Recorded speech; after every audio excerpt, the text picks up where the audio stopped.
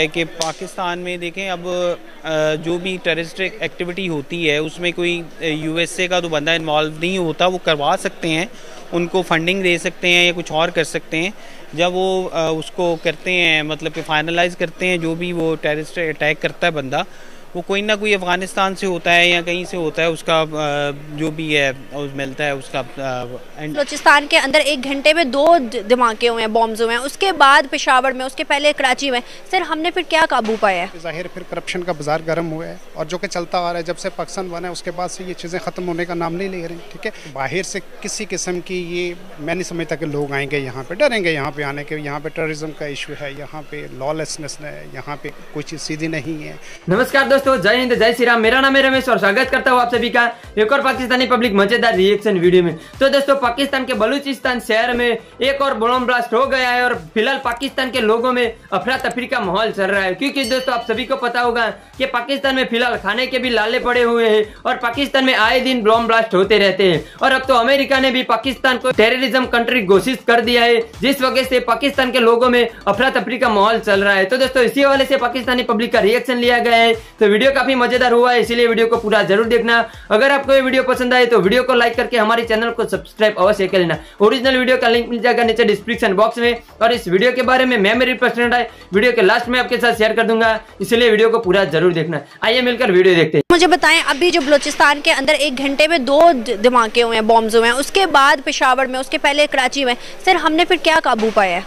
देखिए जी, ये सिर्फ पाकिस्तान का मसला नहीं है, ये ओवरऑल दुनिया का मसला है। और जहाँ से रिपोर्ट निकली है वहाँ पे क्या हो रहा है, हर दूसरे दिन वहाँ पे अलर्ट। सर इस टाइम सबसे ज़्यादा टेररिज्म जो है, टेरर, वो पाकिस्तान के अंदर दिखाई दे रहा है।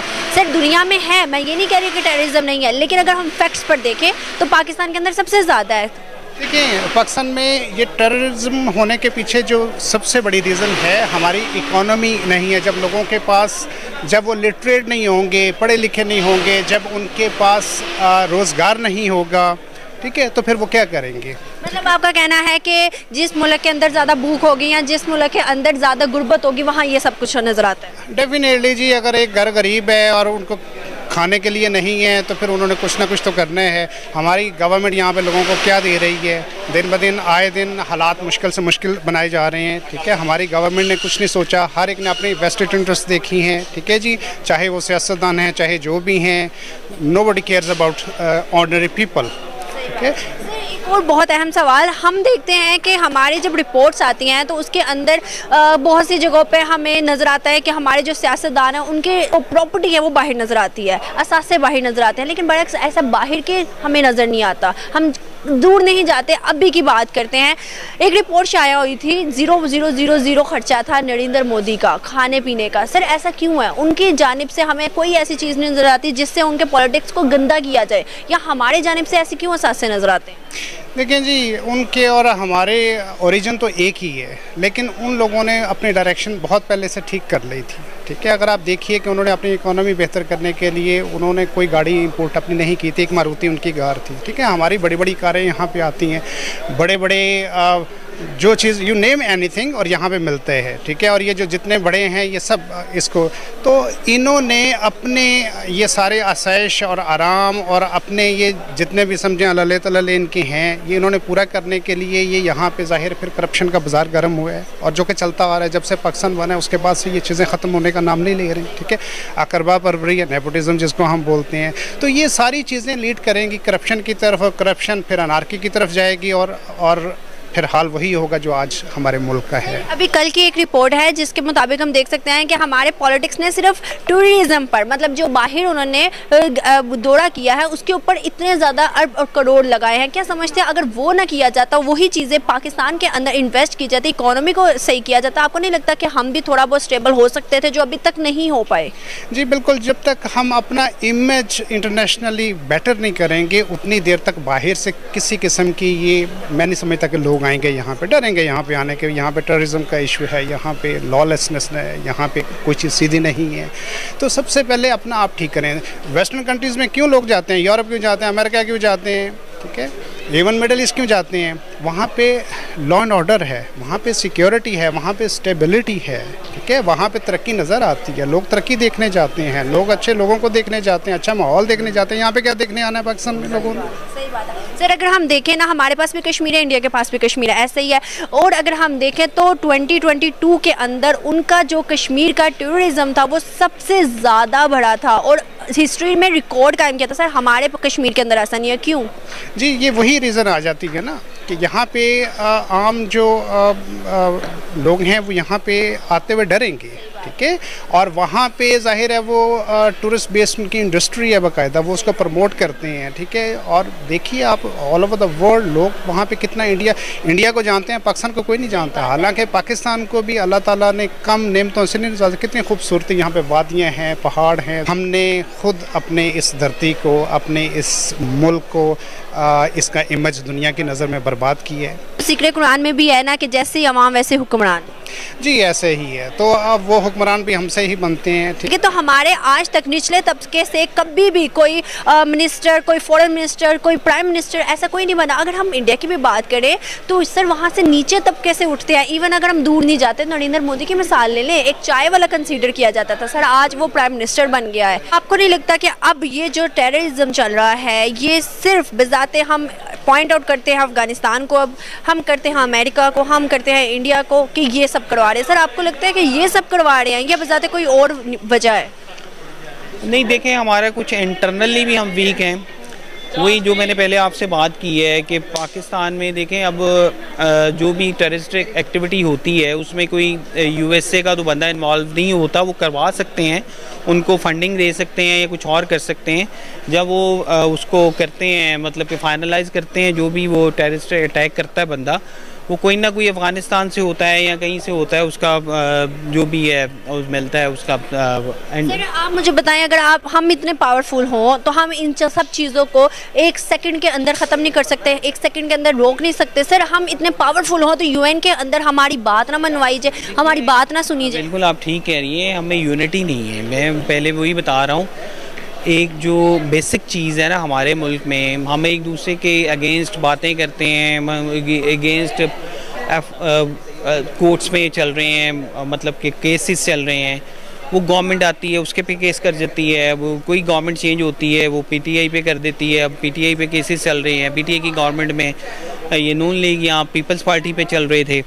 एक और सवाल मेरा आपसे ये है कि अगर हम देखें तो पाकिस्तान के अंदर इस टाइम जो है कोई भी सेक्टर जो है बूस्ट नहीं कर रहा, कोई भी एक सेक्टर। अगर हम देखें तो शटडाउन हो गई कितनी इंडस्ट्रीज, उसके अलावा ना हम मतलब सोच सकते हैं कि हमारी बाहर से आए, बल्कि अंदर के जो इन्वेस्टर्स हैं वो भी इन्वेस्ट नहीं कर रहे। सर क्यों, क्या वजह लगती है, ट्रस्ट या कुछ और? देखें उसकी सबसे बेसिक वजह तो ये है कि जब अभी IMF की वजह से जब हमारा एग्रीमेंट नहीं हुआ तो LCs नहीं खुली, हम काफ़ी सेक्टर्स में इंपोर्ट नहीं कर सक रहे, उसमें हम लिब्रोकेंट्स नहीं परचेज़ कर सके, और भी काफ़ी हैं, गारमेंट्स होगी, वो सब बंद होगी इंपोर्ट की वजह से।